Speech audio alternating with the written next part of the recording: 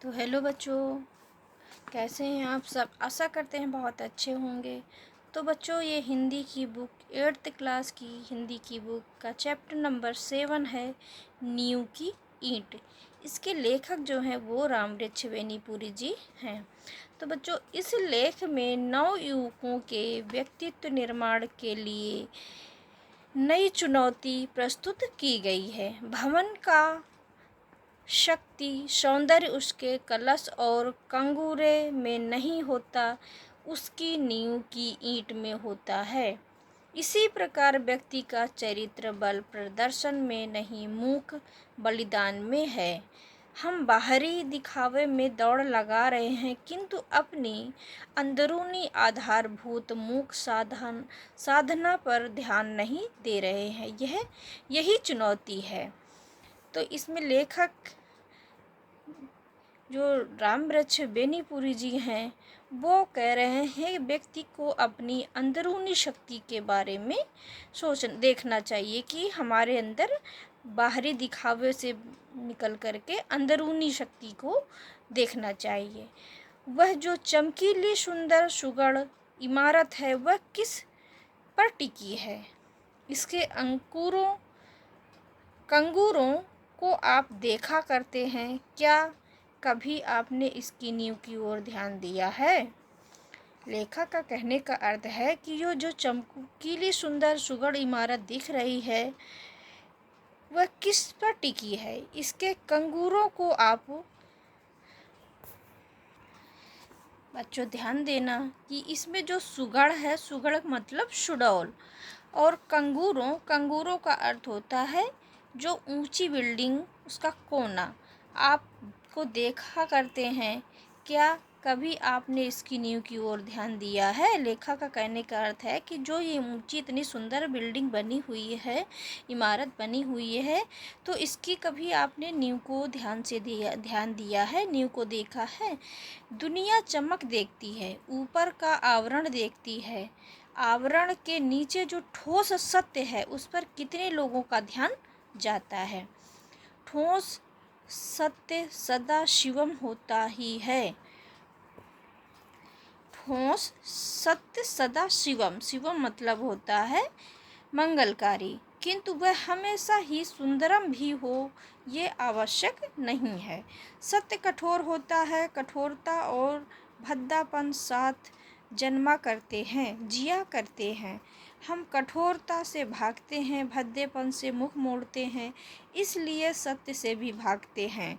नहीं तो इस इमारत के गीत नींव के गीत से प्रारंभ करते हैं। वह ईंट धन्य है जो कट छट कर कंगूरे पर चढ़ती है। कंगूरा मतलब अभी हमने आपको बताया कि जो कोने, इमारत की जो कोना होता है, और बरबस लोचनों को अपनी ओर आकृष्ट करती है। बच्चों ध्यान देना कि इसमें देखिए लोचनो शब्द दिया है। इसका अर्थ है समाज की दृष्टि। लोक लोचनो मतलब समाज की दृष्टि, और आकृष्ट मतलब सुंदर, आकर्षण करती है। किंतु धन्य है वह ईंट जो जमीन के साथ नीचे जाकर गड़ गई और इमारत की पहली ईंट बनी। क्यों? इसी पहली ईंट पर, उसकी मजबूती और पुख्तेपन पर सारी इमारत की नस्ती निर्भर करती है। उस ईंट को हिला दीजिए, कंगूरा बेहताशा जमीन पर आ जाएगा। मतलब जो इमारत का कोना है, अगर आप उसको हिला देंगे तो जमीन पर बिल्डिंग नीचे आकर गिर जाएगी। कंगूरे के गीत गाने वाले हम आइए अब नींव के गीत गाएं। वह ईंट जो जमीन में इसलिए गड़ गई कि दुनिया को इमारत मिले, कंगूरा मिले, वह ईंट जो सब ईंटों से ज़्यादा पक्की थी, जो ऊपर लगी थी, तो कंगूरे की शोभा 100 गुनी कर देती है। किंतु जिस ईंट ने देखा इमारत की पायदारी उसकी नींव पर मुनहसिर होती है। बच्चों यहाँ पायदारी शब्द दिया है। पायदारी का मतलब होता है मजबूती। और मुनसिर शब्द का अर्थ होता है, मुनसिर का मतलब होता है मुनहसिर का मतलब होता है निर्भर होता। इसलिए उसने अपने को नींव में अर्पित किया। वह ईंट जिसने अपने को 7 हाथ जमीन के अंदर इसलिए गाड़ दिया कि इमारत जमीन के 100 हाथ ऊपर तक जा सके। वह ईंट जिसने अपने लिए अंधकूप इसलिए कबूल किया कि ऊपर के उसके साथियों को स्वच्छ हवा मिलती रहे। बच्चों ध्यान देना, यहाँ अंधकूप का मतलब होता है अंधा कुआं। कूप मतलब अंध का मतलब अंधा और कूप मतलब होता है कुआं। तो अंधा कुआं इसलिए कबूल किया कि उसके ऊपर के साथियों को स्वच्छ हवा मिलती रहे, सुनहली रोशनी मिलती रहे।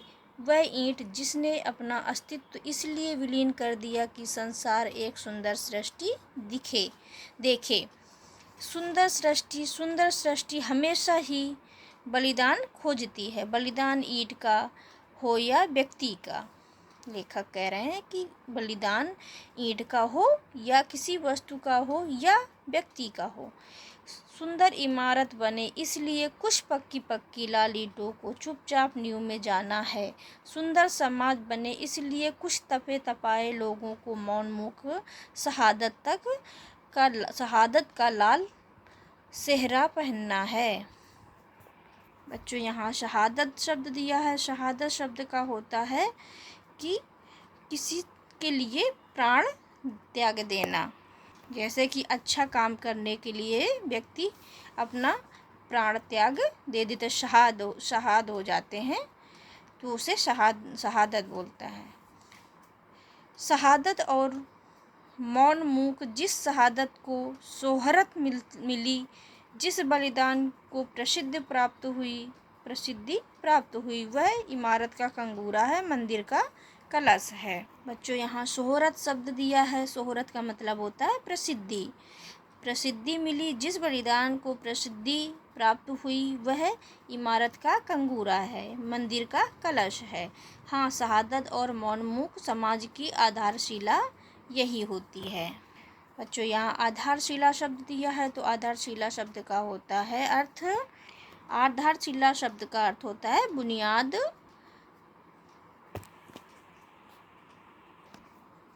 बुनियाद का पत्थर। ईशा की शहादत ने ईसाई धर्म को अमर बना दिया, आप कह लीजिए, किंतु मेरी समझ में ईसाई धर्म को अमर बनाया उन लोगों ने जिन्होंने उस धर्म के प्रचार में अपने को अनाम उत्सर्ग कर दिया।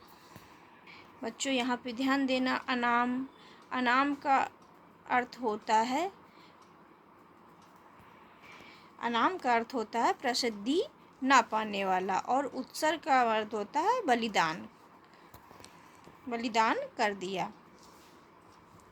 उनमें से कितने जिंदा जलाए गए, कितने सूली पर चढ़ाए गए, कितने वन की खाक छानते जंगली जानवरों के शिकार हुए, कितने उससे भी भयानक भूख प्यास के शिकार हुए। उनके नाम शायद ही कहीं लिखे गए होंगे, उनकी चर्चा शायद ही कहीं होती हो, किंतु ईसाई धर्म उन्हीं के पुण्य प्रताप से फल फूल रहा है। वे नींव की ईंट हैं, गिरजाघर के कलश उन्हीं की शहादत से चमकते हैं। आज हमारा देश आज़ाद हुआ सिर्फ उनके बलिदानों के कारण नहीं, जिन्होंने इतिहास में स्थान पा लिया है।